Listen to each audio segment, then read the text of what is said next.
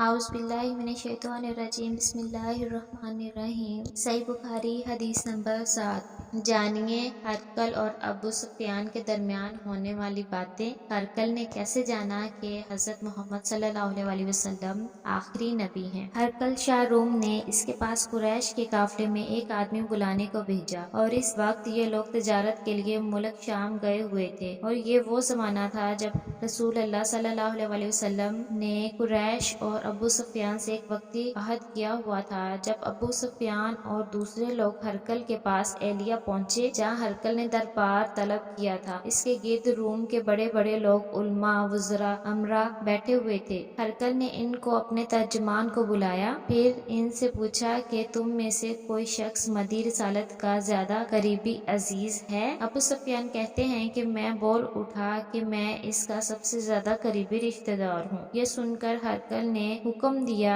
कि इसको अबू सुफियान को मेरे करीब लाकर बिठाओ और इसके साथियों को इसकी पीठ के पीछे बिठा दो। फिर अपने तर्जमान से कहा कि इन लोगों से कह दो कि मैं अबू सुफियान से इस शख्स के यानी हजरत मोहम्मद सल्लल्लाहु अलैहि वसल्लम के हालात पूछता हूँ। अगर ये मुझसे किसी बात में झूठ बोल दे तो तुम इसका झूठ जाहिर कर देना।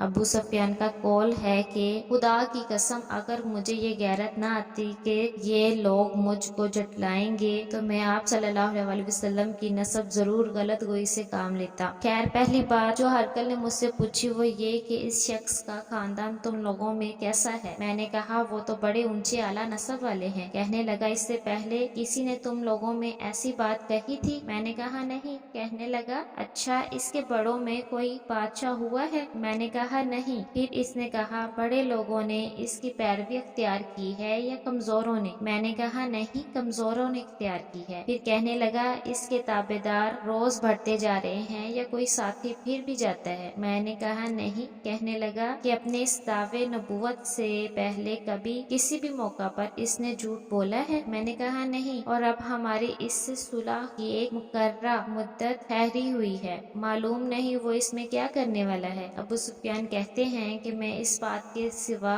और कोई झूठ इस गुफ्तगू में शामिल ना कर सका। हरकल ने कहा क्या तुम्हारी इससे कभी लड़ाई भी होती है। हमने कहा हाँ। बोला फिर तुम्हारी और इसके जंग का क्या हाल होता है। मैंने कहा लड़ाई ढोल की तरह होती है, कभी वो हमसे मैदान जंग में जीत जाते हैं और कभी हम इनसे जीत जाते हैं। हरकल ने पूछा वो तुम्हें किस बात का हुक्म देता है। मैंने कहा वो कहता है कि सिर्फ एक अल्लाह ही की इबादत करो, इसका किसी को शरीक ना बनाओ और अपने बाप दादा की शिरक की बातें छोड़ दो और हमें नमाज पढ़ने, सच बोलने, परहेजगारी और सुलह रहमी का हुक्म देता है। यह सब सुनकर फिर हरकल ने अपने तर्जमान से कहा कि अबू सुफियान से कह दे कि मैंने तुमसे इसका नस्ब पूछा तो तुमने कहा कि वो हम में आला नस्ब है और पैगंबर अपनी कौम में आला नस्ब ही भेजे जाया करते हैं। मैंने तुमसे पूछा कि दावा नबूवत की ये बात तुम्हारे अंदर इससे पहले किसी और ने भी की थी तो तुमने जवाब दिया कि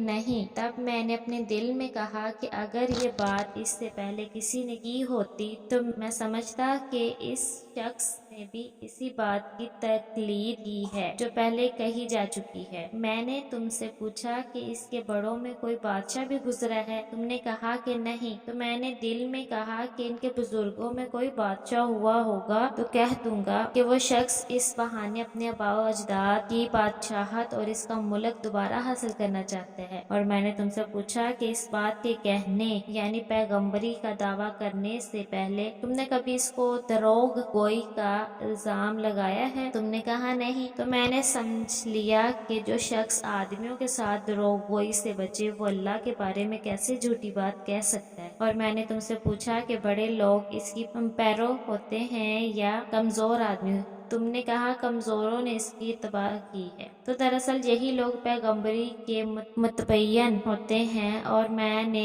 तुमसे पूछा कि इसकी साथी बढ़ रहे हैं या कम हो रहे हैं। तुमने कहा कि वो बढ़ रहे हैं और ईमान की कैफियत यही होती है हत्ता कि वो कामिल हो जाता है। और मैंने तुमसे पूछा कि आया कोई शख्स इसके दीन से नाखुश होकर मुर्तद بھی ہو جاتا ہے؟ تم نے کہا نہیں، تو ایمان کی خاصیت بھی یہی ہے، جن کے دلوں میں اس کی مسرت رچ بس جائے وہ اس سے لوٹا نہیں کرتے۔ اور میں نے تم سے پوچھا کہ آیا وہ کبھی عہد شکنی کرتے ہیں؟ تم نے کہا نہیں، پیغمبروں کا یہی حال ہوتا ہے کہ وہ عہد کی خلاف ورزی نہیں کرتے۔ اور میں نے تم سے کہا کہ وہ تم سے کس چیز کے لیے کہتے ہیں؟ تم نے کہا کہ وہ ہمیں حکم دیتے ہیں کہ اللہ کی عبادت کرو، اس کے ساتھ کسی کو شریک نہ ٹھہراؤ، اور تمہیں بتوں کے پرستش سے روکتے ہیں، سچ بولنے اور پرہیزگاری کا حکم دیتے ہیں۔ لہٰذا یہ بات جو تم کہہ رہے ہو سچ ہے تو ان قریب وہ اس جگہ کا مالک ہو جائے گا کہ جہاں میرے یہ دونوں پاؤں ہیں۔ مجھے معلوم تھا کہ وہ پیغمبر آنے والا ہے، مگر مجھے یہ معلوم نہیں تھا کہ وہ تمہارے اندر ہوگا۔ اگر میں جانتا کہ اس تک پہنچ سکوں تو اس سے ملنے کے لیے ہر تکلیف گوارا کرتا۔ اگر میں اس کے پاس ہوتا تو اس کے پاؤں دھوتا۔ ہرقل نے رسول اللہ صلی اللہ علیہ وآلہ وسلم کا وہ خط منگایا جو آپ نے دحیہ کلبی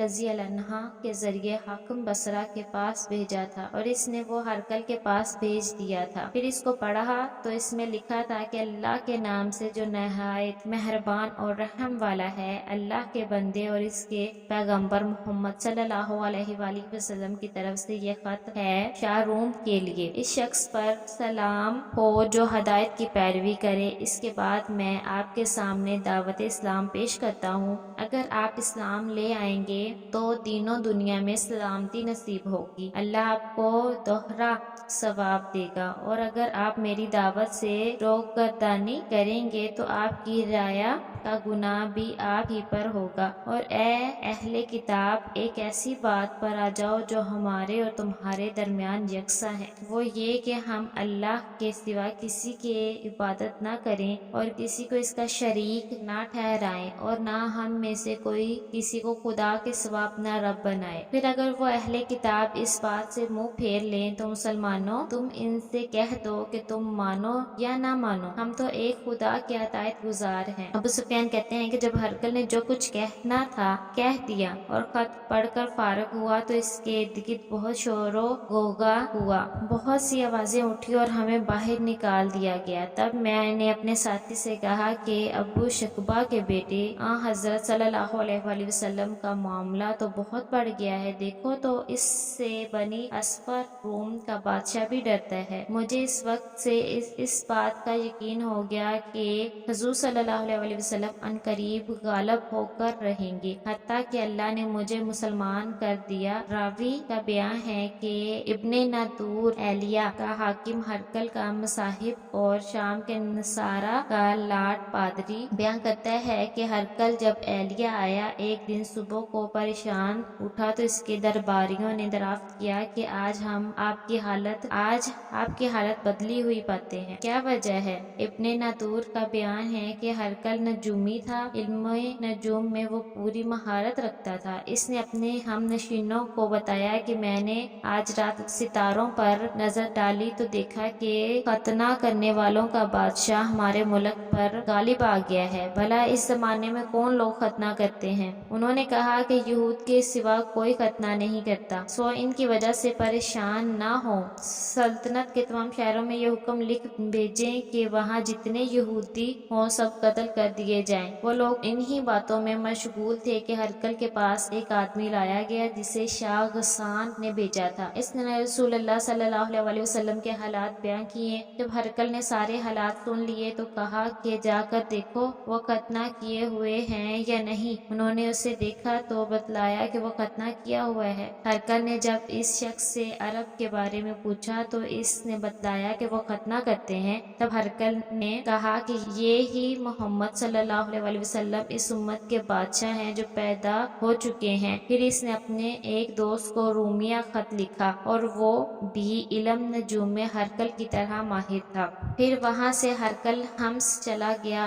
ابھی حمص سے نکلا نہیں تھا کہ اس کے دوست کا خط اس کے جواب میں آ گیا۔ اس کی رائے بھی حضور صلی اللہ علیہ وسلم کے ظہور کے بارے میں ہرقل کے مواقف تھی کہ محمد صلی اللہ علیہ وسلم واقعی پیغمبر ہیں۔ اس کے بعد ہرقل نے روم کے بڑے آدمیوں کو اپنے حمص کے محل میں طلب کیا اور اس کے حکم سے محل کے دروازے بند کر لیے گئے۔ پھر وہ اپنے خاص محل سے باہر آیا اور کہا، اے روم والو، کیا ہدایت اور کامیابی میں کچھ حصہ تمہارے لیے بھی ہے؟ اگر تم اپنی سلطنت کے بقا چاہتے ہو تو پھر اس نبی صلی اللہ علیہ وسلم کے بیعت کر لو اور مسلمان ہو جاؤ۔ یہ سننا تھا کہ پھر وہ لوگ وحشی گدھوں کی طرح دروازوں کی طرف دوڑے مگر انہیں بند پایا۔ آخر جب ہرقل نے اس بات سے ان کی یہ نفرت دیکھی تو ان کے ایمان لانے سے مایوس ہو گیا، تو کہنے لگا کہ ان لوگوں کو میرے پاس لاؤ۔ جب وہ دوبارہ آئے تو اس نے کہا، میں نے جو بات کہی تھی اس